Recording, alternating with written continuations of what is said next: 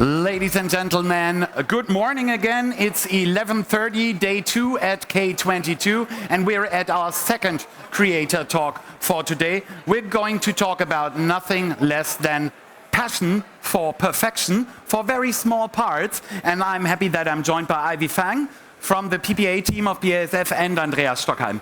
Good morning. Good morning. How are you doing today? Yeah, very good for the second day. As being prepared for today for many days. You know, I came from China. Okay. So it's a tough journey, but I'm so lucky I make it. And we are really happy that you're here and that you also tell us something about what basically happened since 2019. Because I remember very well at K 2019, we launched the superhero for engineers, Ultimate Advanced. You had 3 years' time. How did you spend the past 3 years? Well, let me start first. Okay. Yeah.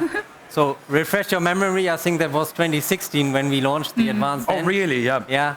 And then 2019, we also then launched the T2000 and T1000 and T2000. And of course, within these last 3 years, there are a lot of things have happened and ongoing. Even due to the pandemic, I would say we have done our homework.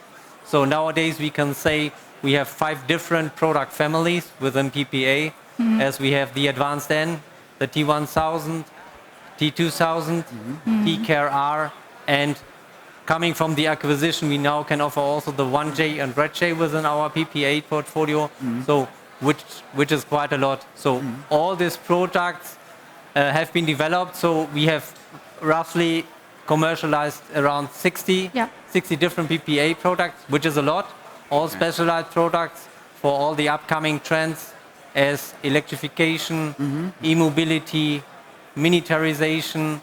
So very good products we have, and it's not only the products we have. So we are a global company, so we believe in our global world. So that's why we have the products global available. We are producing the products global. We are offering technical service globally, and beside that, so we strongly believe in PPA and in the world. We did highly strong investments into our PPA compounding capacity. Yes. So this year we started our compounding capacity in Europe, specifically in Germany, and coming soon we also have a new compounding capacity starting in China, Shenyang plant. Yeah. Ivy, Andreas mentioned the build-up basically from one product to, what did you say, over 60? Yes. Around 60, Yes. more than 60 definitely. Yeah. Why is that the range of this portfolio? Why is that needed? Do you need a specific one for everything, or? Yes, actually, the PPA is more or less focused on the high performance, which is demanded requirements. We definitely have our core portfolio, which is based on PA60. Okay. Normally, we call it Ultimate Advanced T1000, T2000. But besides that, we also extend our portfolio in 2 directions.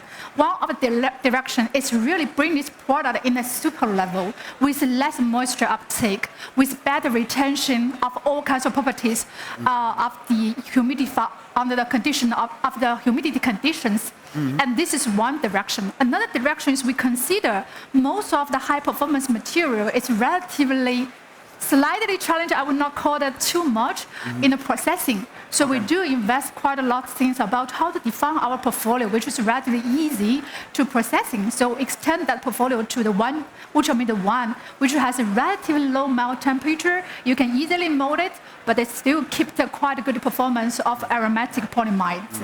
So this is why we have such a broad portfolio. Besides that, we're also looking at what can be really fit some special needs. So I want to give you guys 2 examples. One of this, we newly got it, actually together with our sister company, BASF 3D. We launched this PPA 10% glass fiber grade for 3D printing. So you know that for the structure component in early phase concept design, people want to know what exactly looks like. So 3D printing is the best way, but it's always difficult for the high performance material due to the high melt temperature. But luckily with our big portfolio and also support with the BASF 3D, we really make it come true. You can easily see that it compromises different kind of structures. It could be gives the customer and especially our partners a concept by using our product, what kind of function it can achieve. They can also do some quick, faster testing. And this is one of example. Another example, I do want to correct you. You see this is a small part, but I have even more small parts. Yeah, you probably heard that BASF is so strong in the transportation industry. But to be honest, with the PPA, we extend our portfolio in consumer electronics market as well. Why I put my mobile phone here is that you probably don't realize in your mobile phone, you also use quite a lot of high performance material, including our PPA. One of example is your camera modules. I don't know how many camera modules in your mobile phone, but there's a trend at least double. In the future, there might be triple. And the crazy guys will be 4, but we see that camera modules help us to have interactions. But in order to achieve very good optical performance, so the design is complicated. They always have very tiny part to control the adjustment of this lens. So we did provide a solution for this one.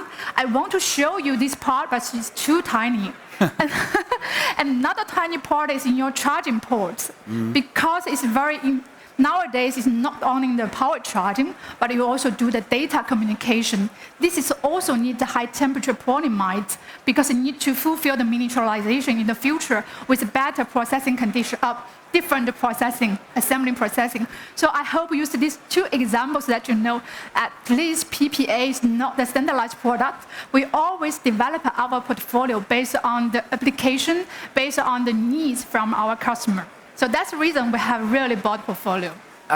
You mentioned when you were talking about the samples, you mentioned a couple of product benefits and requirements, which are closely connected. One is certainly reliability of the component, which is also connected to making the products, the final products, more sustainable in the end. Yeah. So how do you make those products more reliable?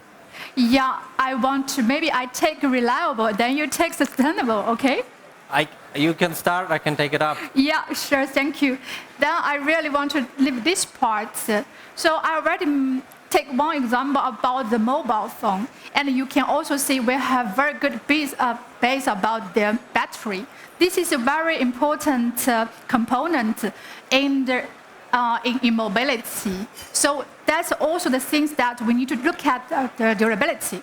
We know cobalt engine has been developed for many, many years, but for the battery vehicles, it's still starting. So people really care about the performance.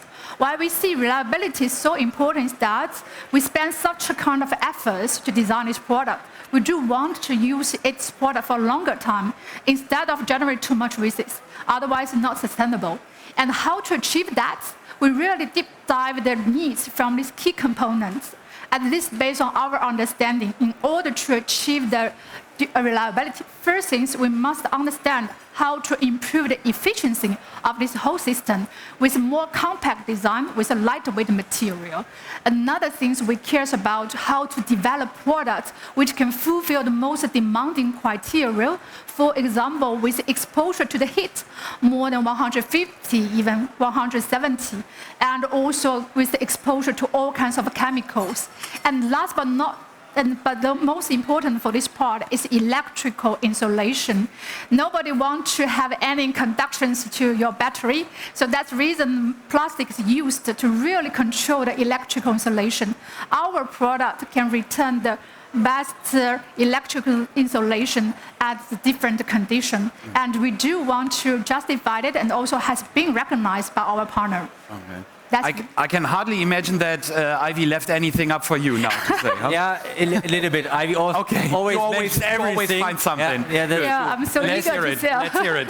As she just said, I mean, reliability means everything. Yeah, that means on one hand, the very good performance in electrical reliability, but as well as in, for example, mechanical strength. Yeah. So all these components used in an electric motor, they are high requirements on mechanical strength, even after heat aging. So with this product, I think it might be an advanced N, PA9T. This is a very good performance in mechanical strength, even after heat aging of temperatures up to 190 degrees.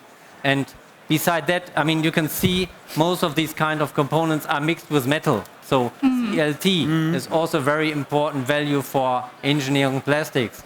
So for example, these products will see temperatures in a very rapid short time from -40 up to more than 100 degrees. So thermal shock behavior is also something. And if you have a very low CLTE, so you will have a lower risk of getting cracks during the thermal shock. So also the PA90 is a very good performance here. I mean, you both know that especially K22 and our theme of Welcome to Our Plastics Journey and Go Create with our customers is all about sustainability, enabling a circular future. So the last question I have is, you talked a lot about customer needs, about product benefits. Where does the sustainability angle come in? Is it mainly the reliability, or are there other aspects? So Definitely others. I will start first. So sustainability, I mean, it's also crucial for PPA. I mean, that is important for all the PAs we are currently deliver to our customer, and the customer, of course, asking for this. This also happens for PPA, of course. So same for PA, there is not one fits all solution. So we are looking in different kind of directions. So there is, of course, the mass balance approach. I think some of them have already seen that. So one thing is that we have the biomass balance approach by using renewable materials to getting our product. On the other hand, we are also looking at the scam cycling process. It's also mass balance process to get this is more sustainable product. Yeah. Okay. And last but not least, we of course also looking into circular economy. So means recycling the product, mechanical recycling. But to be very honest, I mean, the PPA, they have very, very high requirements, and you have to find a suitable source of waste to bring it back into a PPA. Yeah. And this is very difficult because most of the customer does not want to have any disadvantage. They want to have a suitable product, but they do not want to go lower with their requirements. Therefore, it's quite difficult, of course, for PPA. However, we try our best and look how it is suitable. Yeah. Ivy, last question from me to you, short answer. Where will we be in 3 years from now? Yeah. I think we meet again, huh? Yes. In 3 years? Yes, So what are you going to tell me in 2025? 2025, that's really nice questions. In 2025, we do want to see we have more innovation concepts to this market. Okay. Yeah, we are so eager to see that. We see the progress we see the trend is in mobility 5G, and I hope at least I have two dreams that at least in the future, in all the battery vehicles, all the bus bar will be made by our ultimate advanced flame retardant grade, which we personally believe is the best fit to this product. And another thing is that actually everybody is using a connected with huge data communication. So I hope our product really can serve that, really bring the serve it for the 5G industry to provide the high-speed connection to cloud computing. So this is one of example that you can see in our booths as well.